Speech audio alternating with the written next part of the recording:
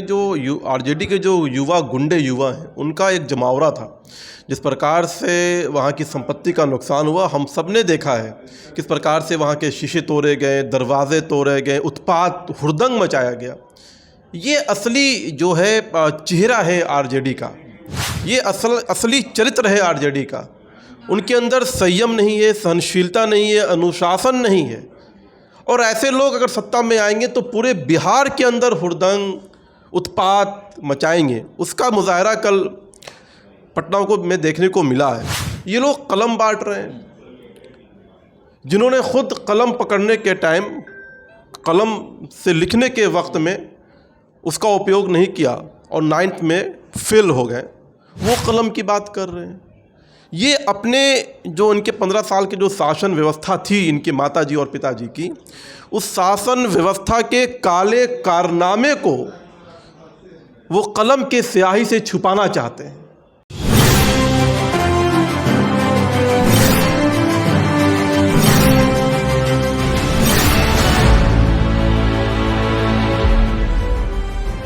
नमस्कार, star TV Bihar देख रहे हैं आप। मेरा नाम शुभम झा है। दोस्तों, बिहार विधानसभा चुनाव 2025 के महज 3 से 4 महीने बचे हुए हैं।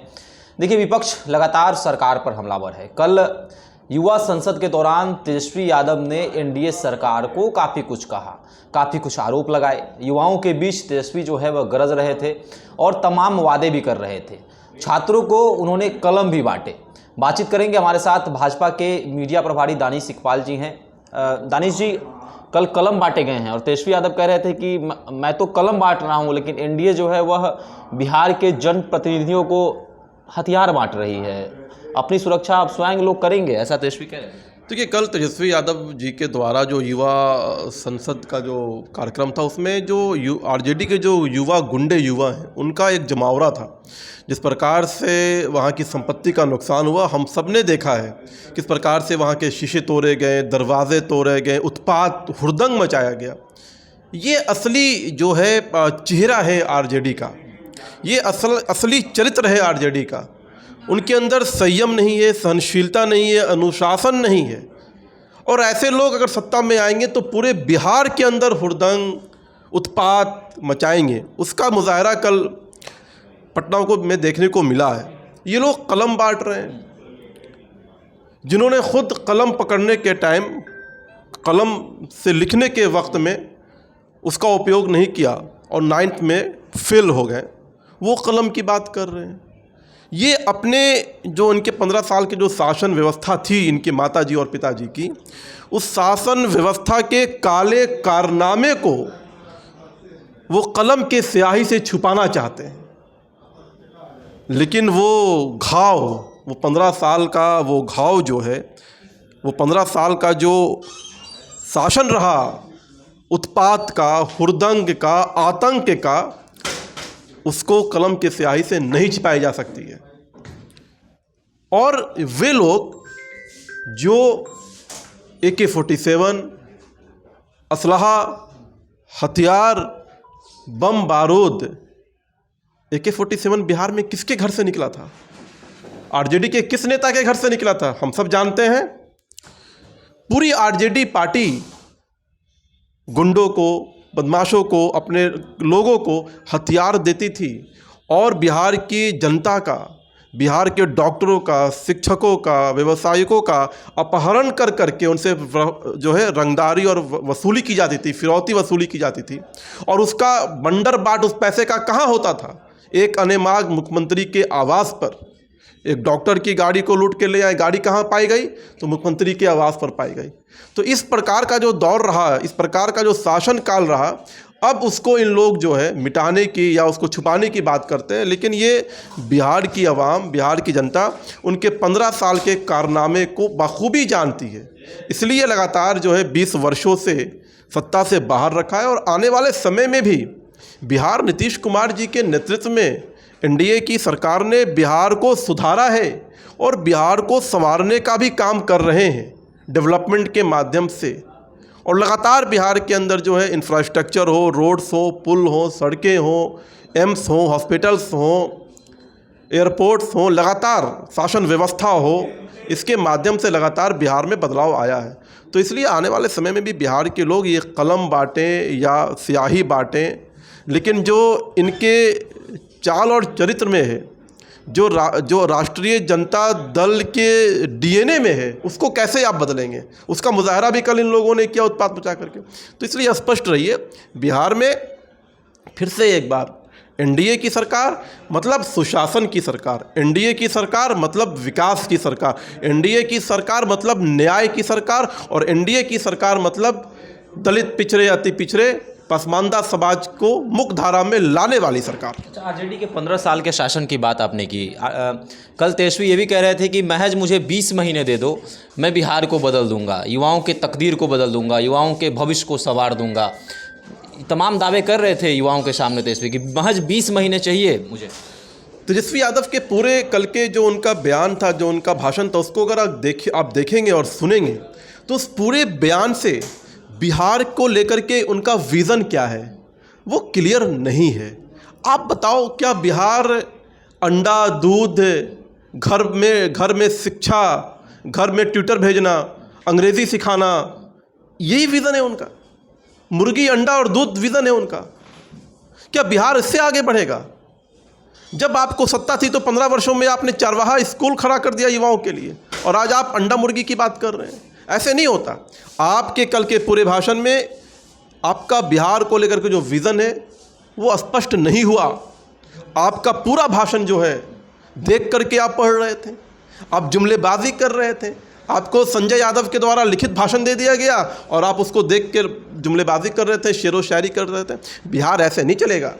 बिहार के लिए विज़न चाहिए, बिहार के लिए नेतृत्व चाहिए, जो एनडीए ने बिहार को प्रदान किया है, और आगे भी एनडीए के नेतृत्व में ही बिहार आगे बढ़ेगा। अच्छा, कल युवाओं की बात जैसे हो रही थी, डोमिसाइल को लेकर भी जो है छात्र ये मांग कर रहे थे कि बिहार में डोमिसाइल लागू होना चाहिए। भाई, नौकरी बिहारियों को मिलना चाहिए, वोट बिहारी देते हैं तो नौकरी बिहारी को मिलनी चाहिए। तो डोमिसाइल पर क्या आपकी सरकार मंथन करेगी कि डोमिसाइल लागू हो जाए बिहार में? देखिए, बड़ी ईमानदारी से बात को करनी चाहिए। राजनीति में जो है पारदर्शिता होनी चाहिए। आप एक तरफ कहते हैं बिहार में डोमिसाइल नीति होनी चाहिए, दूसरी तरफ आपके दल में और आपके दल के द्वारा अगर किसी को सांसद बनाना है, विधायक बनाना है, संगठन में जिम्मेदारी देनी है, तो आप हरियाणा से इंपोर्ट करके लाते हैं। तब इसमें डोमिसाइल नीति कहाँ चली जाती है? क्या बिहार के अंदर कोई व्यक्ति नहीं था जिसको कोई यादव नहीं था? अगर आपको यादव को ही भेजना था तो क्या बिहार के अंदर यादव नहीं मिला आपको सांसद बनाने के लिए?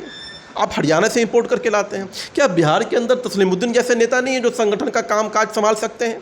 आप हरियाणा से लेकर के आते हो, वो व्यक्ति संगठन चलाता है। तो इसलिए इस प्रकार की बातें को हिपोक्रेसी कहते हैं। इस तरह की हिपोक्रेसी बिहार की जनता समझती है। आप डोमिसाइल नीति की बात कर रहे हैं, पहले अपने दल और पार्टी के अंदर डोमिसाइल नीति को अपनाइए, उसके बाद डोमिसाइल नीति पे अपना ज्ञान दीजिए। अच्छा, कई एआई से जनरेटेड वीडियो जो है कल चलाए जा रहे थे बापू सभागार में, और नीतीश कुमार, भाजपा, नरेंद्र मोदी को जो है उसमें दर्शाया गया। कई तरह के तस्वीर, कई तरह की बातें जो है की जा रही थी। तो क्या आरजेडी का भी आईटी सेल एक्टिव हो गया है? पहले भाजपा के आईटी सेल के बारे में चर्चा होती थी। ये देखिए, निश्चित तौर पर जो सोशल मीडिया का जो प्लेटफॉर्म है वो महत्वपूर्ण भूमिका निभा रहा है। भारतीय जनता पार्टी पॉजिटिव दिशा में उसकी बात करती है कि सोशल मीडिया का जो इस्तेमाल होना चाहिए, उपयोग होना चाहिए, पॉजिटिव चीज़ों को होना चाहिए। अगर Bharatiya Janata party social media का उपयोग करती है तो हम अपने जो हमारे कार्य रहे हैं उनको जनता तक पहुंचाने का हमने माध्यम बनाया सोशल मीडिया को। हमने जो जनता के लिए काम किया उसको कैसे सरल और सहज तरीके से जनता तक पहुँचाया जाए, इसका उपयोग हम लोगों ने सोशल मीडिया के रूप में किया, ना कि निगेटिव प्रचार के लिए, ना कि जो है ये व्हाट्सएप फैक्ट्री चलाने के लिए। इसलिए मुझे लगता है कि एक तो मर्यादा की भाषा भी सोशल मीडिया पे होनी चाहिए, और लेकिन हाँ, सोशल मीडिया एक बड़ी भूमिका निभाएगा चुनाव में आने वाले समय में भी, और इसका उपयोग पॉजिटिव हो, यही उम्मीद करना चाहिए। अच्छा, अंतिम प्रश्न होगा, मंगनी लाल मंडल को प्रदेश अध्यक्ष बना दिया गया, भूमिका को किस प्रकार देखते हैं आरजेडी में उनकी? जब भी मंगनी लाल मंडल भाषण देते हैं तो वो पुराने दौर को याद करने लग जाते हैं।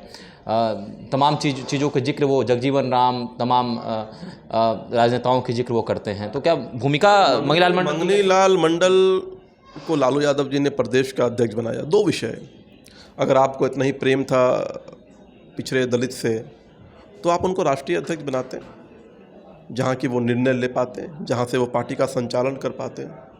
एक व्यक्ति जो 97 से लगातार जो अस्वस्थ भी है, जिस पे राजनीतिक तौर पर, संवैधानिक तौर पर राजनीतिक चुनाव नहीं लड़ सकता है, वो चुनावी राजनीति नहीं कर सकता है वो, उसके बावजूद आप राष्ट्रीय अध्यक्ष बने रहते हैं लालू प्रसाद यादव जी।